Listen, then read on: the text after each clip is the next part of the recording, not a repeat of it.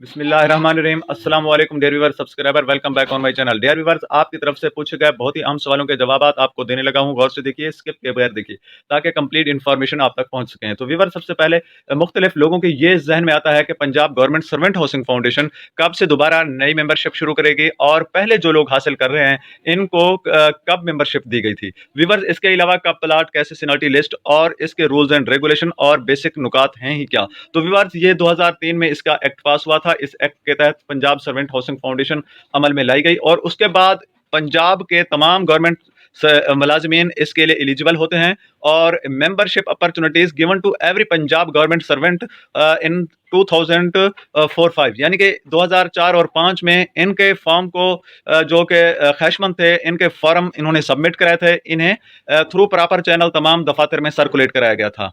बहुत से मुलाजमीन को यह शिकवा था कि हमें इसकी कोई इन्फॉर्मेशन नहीं मिली। तो व्यूवर्स, इसमें एस्टेब्लिशमेंट और एडमिन ब्रांचेस होती हैं मुख्तलिफ दफातर की। सरकारी दफातर में जो क्लरिकल स्टाफ होता है, अमूमन यही मुख्तलिफ फार्म्स को फिल करने के बाद Punjab government servant housing foundation के दफातर को इरसाल करता है। तो 2004-5 में ये प्रोसेस हुआ था। अब तक कोई नई मेंबरशिप के लिए दफातर में सर्कुलेशन नहीं कराई गई। अभी तक उन्हीं को ही सीनियरिटी के एतबार से प्लाट या मकान दिए जा रहे हैं। विवर्स, इसके अलावा आप और भी आपके लिए इंफॉर्मेशन है। Provision of land by government of Punjab for the establishment of housing scheme. Housing scheme के लिए जो इसकी ज़मीन है, लैंड की अवेलेबिलिटी है, वो गवर्नमेंट ऑफ पंजाब के ज़िम्मा होती है, और इसकी कंस्ट्रक्शन की निगरानी नेस्पाक करता है। Provision of house plot on no profit no loss base member after the retirement.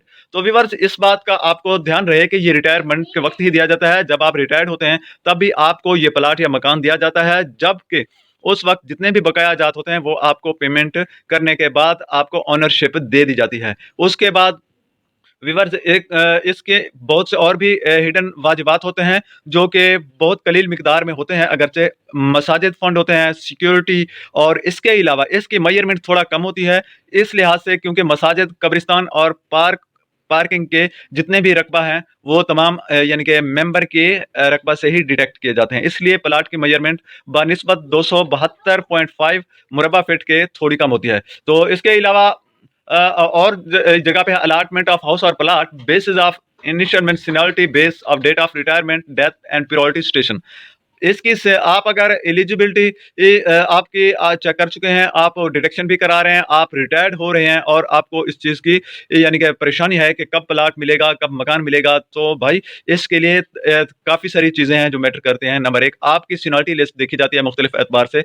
किस स्टेशन में आपने तरजीह बुनियाद पर मुंतखब किया है, कौन सी सिटी को मुंतखब किया है, वहाँ कंपटीशन किया है, कितनी यानी कि रिटायरमेंट जो फिगर है वो कितनी है जो मेंबर्स हैं उनकी। और उसके अलावा अगर कोई खुदा न खास्ता डेथ किसी की हो जाती है, और उसको उसकी भी यही तरीकाकार होता है कि किसी भी गवर्नमेंट सर्वेंट की जो कि government Punjab servant housing foundation का मेंबर है, तो उसको प्लाट भी उसी डेट से सीनियरिटी के एतबार से मिलेगा जब उसकी रिटायरमेंट तारीख थी।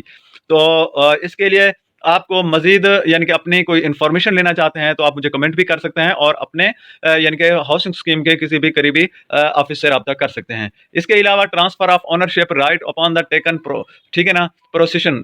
आप इसके लिए आपको राइट हासिल होते हैं कि आप ओनरशिप इसकी हासिल कर सकते हैं जब आप तमाम वाजिबात कंप्लीट कर चुके हों, रिटायरमेंट हो, और सीनियरिटी के एतबार से आपका बलूटिंग में नंबर आ जाए तो आपको यानी कि ओनरशिप दे दी जाती है। परमिशन टू सेल हाउस और plot 3 month after the taking procession, ठीक है व्यूअर्स, आप अगर प्लाट या मकान हासिल कर चुके हैं गवर्नमेंट पंजाब हाउसिंग स्कीम की तरफ से, और आप क्लियर होने के 3 माह बाद जब आपको अलॉटमेंट कर दी जाती है, 3 माह बाद आप उस प्लाट को किसी और के नाम कर सकते हैं, मीन्स बेच सकते हैं। बेचने के लिए आपको कम से कम 3 माह का अरसा गुजरना चाहिए, उसके बाद ही आप प्लाट या मकान बेच सकते हैं। इसके अलावा बहुत सी और भी वजूहात हैं जिनकी बुनियाद पर आपको यानी कि ओनरशिप से मकसद टर्मिनेट भी किया जा सकता है। फॉर एग्जांपल, अगर 6 महीने तक आप अपनी डिटेक्शन किसी वजह से रोक देते हैं, या आपकी डिटेक्शन रुक जाती है और हाउसिंग फाउंडेशन को वो मकसद है कोई यानी कि अमाउंट आपकी माहाना कटौती की मद में वसूल नहीं हो पाती, तो डिटेक्शन